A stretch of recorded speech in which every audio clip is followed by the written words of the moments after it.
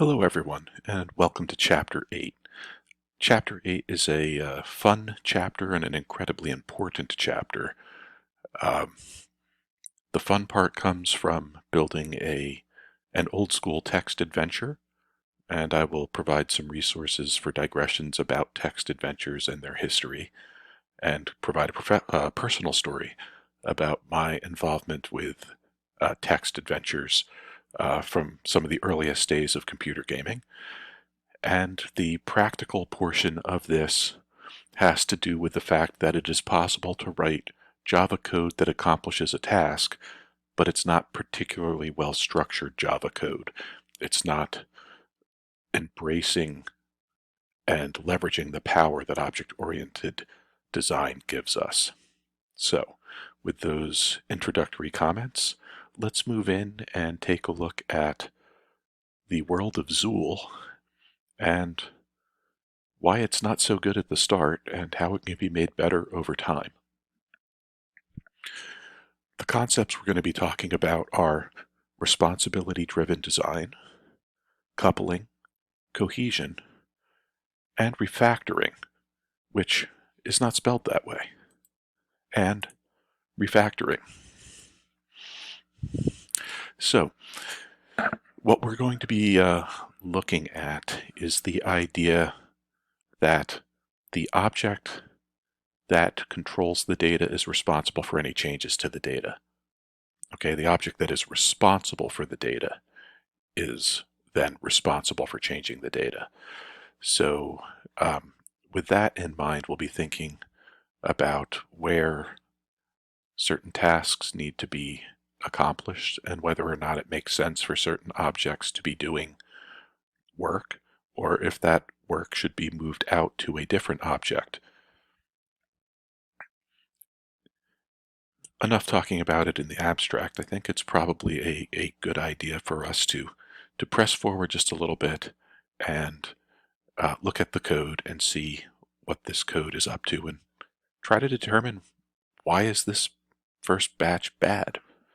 So, along the way, the reasoning behind wanting to do responsibility-driven design and to make sure that our objects are performing the tasks that they are supposed to is that software is never static, not in the keyword static that we've learned, but software is never static in that it either needs to be changing and evolving to the current set of needs, or it's on its way to being scrapped and being replaced. The proper role of software is that it needs to be modified. Laws change, business practices change, business needs change, new technologies that make certain new directions possible get released and then incorporated into work systems or play systems if we're talking about game design. The thing is, once something has been written, it is only a starting point. It's one of the reasons we've been focusing on documenting your software as well. If you are the person who writes something, you are probably not going to be the person who maintains it in the long term. Or you will inherit software that other people have written, and then you will become responsible to maintain and make changes and corrections, and then hand that off to someone else. This is something that we do very poorly in academia in preparing you for the way software actually works.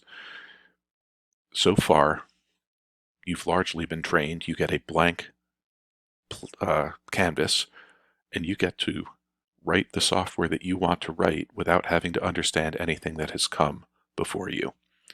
Now, this class is structured in a little bit of a way where you're forced to think about the objects that have been created for you already, and that is by design, because more often than not, you will be given a system and need to add to it, and you don't have the freedom to tear it down and rebuild it from the ground up. It's too expensive, it's too risky. And you're not going to be responsible for the entire system. You'll be responsible for a small subsection of a system. So because software needs to change, and because software is going to be continually maintained or be scrapped, we need to keep in mind that of these two things, of these two, uh, of the two parts of a software's life cycle where it is created versus where it is maintained, well over 95% of the time of a piece of software's life cycle when it is in active use is actually spent in maintenance, not in the creation. So we focus early on in you having to learn how to create because you want to know how to build things, and we expect you to be able to start things from scratch. But that's not the reality you'll face in a professional environment. Uh, mild digression and a true story. Um, so I worked for the Internet Institute at Rutgers University. I was an instructor, but we were a small ragtag group of entrepreneurs, um, somewhat entrepreneurs, in the rise of the dot-com era. So this was in the late 1990s.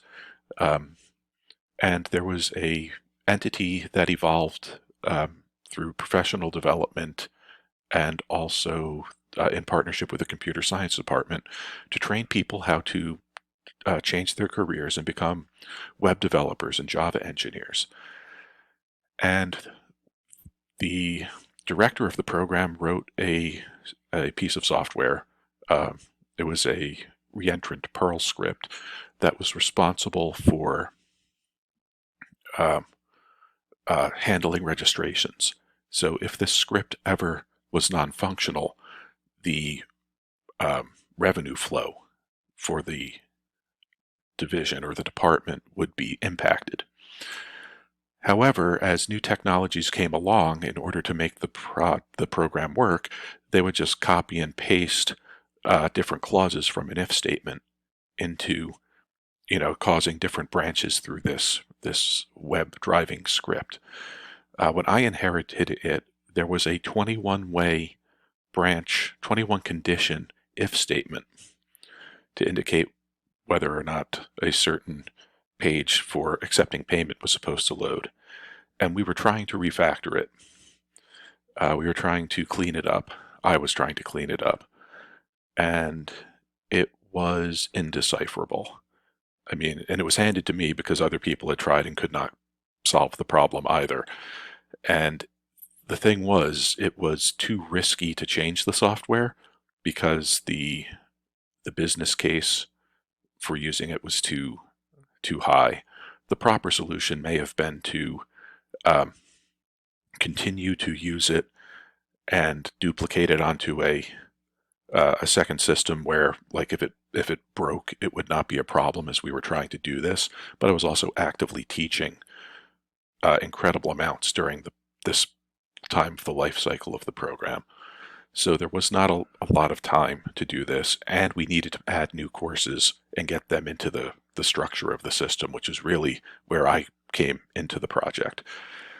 And I was trying to clean it up because the idea of just copying the clauses and making a few more changes and making it a 24-way compound Boolean instead of a 21-way compound Boolean was not appealing. It was obviously not the right way to go about it. And in the end, we had to.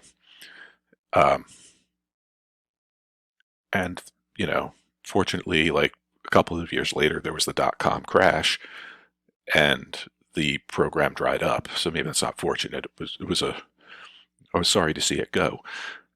But there was no way that software was maintainable moving forward. And so every new class that we offered just created new risks in the way that the internal software was made.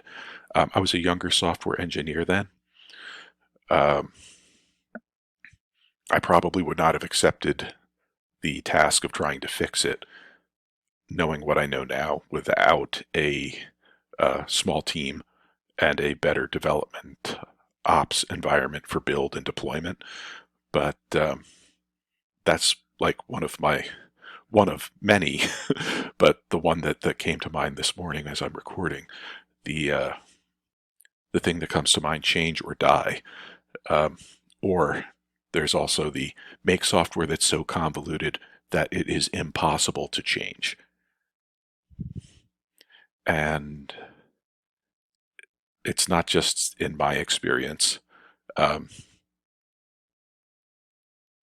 are tales on Stack Overflow and programmer subreddits and through the history of the internet Usenet news groups of programmers inheriting software where they get a file with a cryptic comment that says, don't change this, we don't know what it does, but if you change it, everything breaks.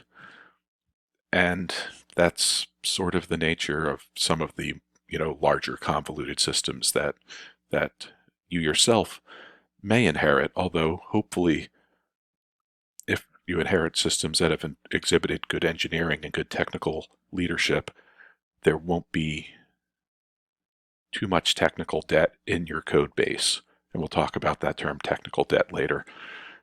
And hopefully you'll be the generation where this kind of story peters out. But I'm honestly not that hopeful. Okay, let's wrap this part. When we come back, we're going to look at the world of Zool in Zool Bad.